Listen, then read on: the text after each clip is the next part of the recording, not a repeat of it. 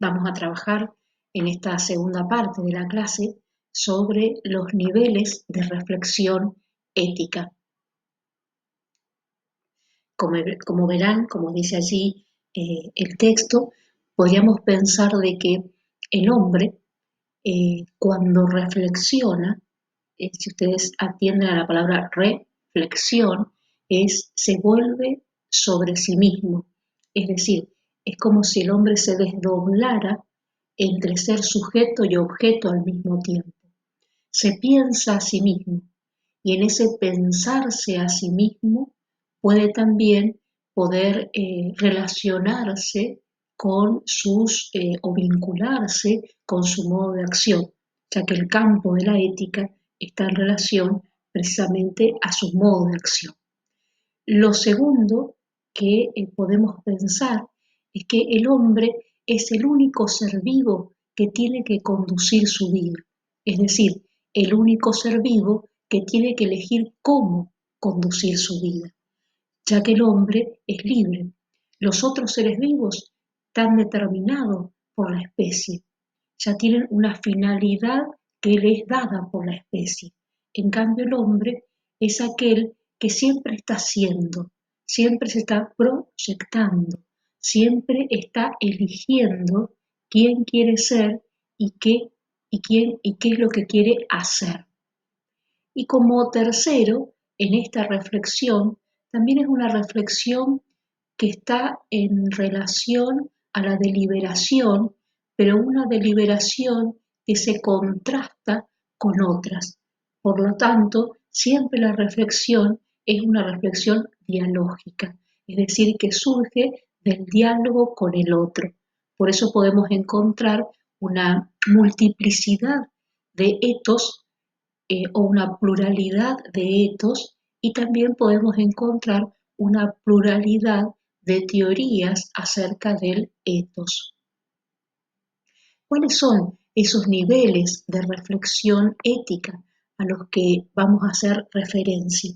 Podemos encontrar en este esquemita que ustedes ven allí que hay cuatro niveles de reflexión ética. Pero como ustedes verán, si nos ponemos acá arriba, acá estaríamos en el plano de la reflexión filosófica.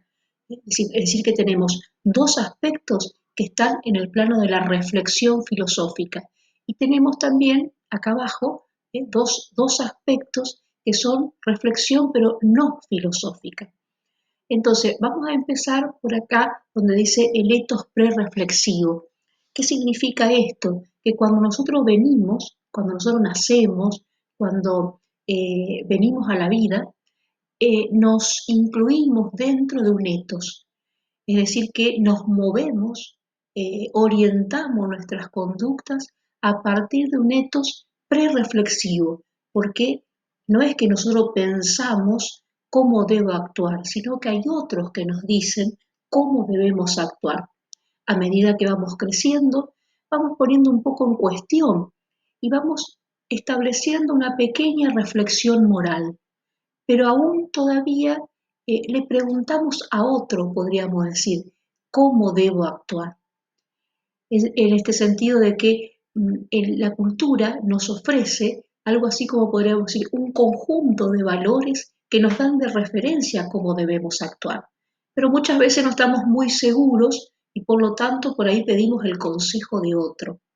Es decir, que estamos sobre el plano del cómo debo actuar. Pero llega un momento en que establecemos otro interrogante. ¿Por qué debo actuar de ese modo? ¿Por qué ese cómo, podríamos decir? Cuando nos hacemos la pregunta de por qué debo actuar de ese modo, estoy saltando al otro plano, al plano de la reflexión filosófica, al plano de la ética, es decir, al plano del fundamento.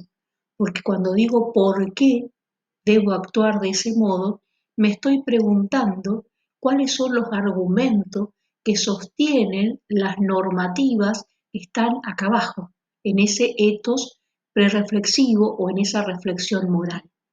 Nosotros en nuestra materia nos vamos a ubicar acá, porque lo que vamos a hacer es precisamente, como decíamos anteriormente, buscar los fundamentos de la normatividad. Entonces estamos haciendo precisamente una ética normativa, pero una ética normativa que tiene como principal foco la fundamentación de la norma. Podemos ir al otro aspecto de la reflexión filosófica, la semiosis. Allí estaríamos en el plano de lo que se llama la metaética, es decir, en el plano del lenguaje. Como decíamos, poder aclarar el sentido y el significado del lenguaje moral. Entonces no solamente nos ubicamos en el lenguaje, sino es como que miramos un poco más allá acerca del sentido y el significado de aquellos términos que utilizamos dentro del lenguaje moral.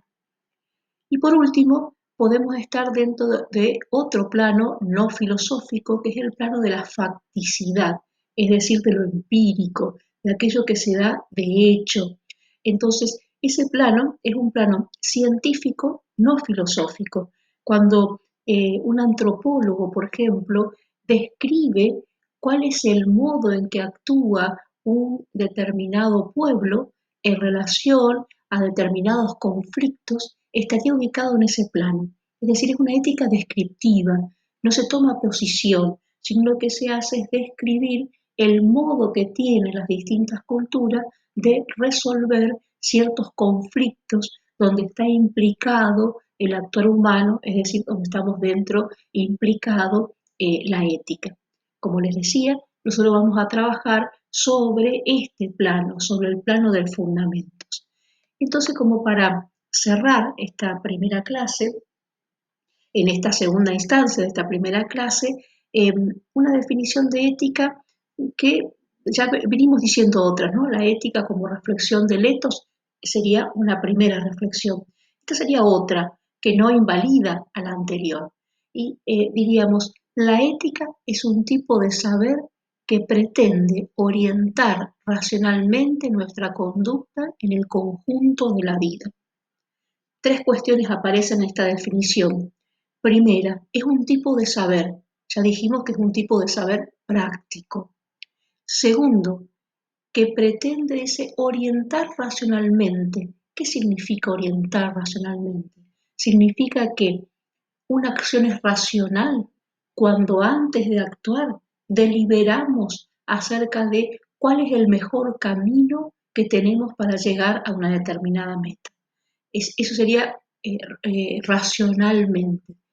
Tercero, dice en el conjunto de la vida, es decir, que la ética es un saber que nos permite deliberar, pero no en una ocasión de la vida, sino que en el todo de nuestra existencia. Podemos decir que el hombre es un animal racional, ético. El hombre es constitutivamente ético, nunca es amoral. Solamente los animales son amorales, es decir, sin moral.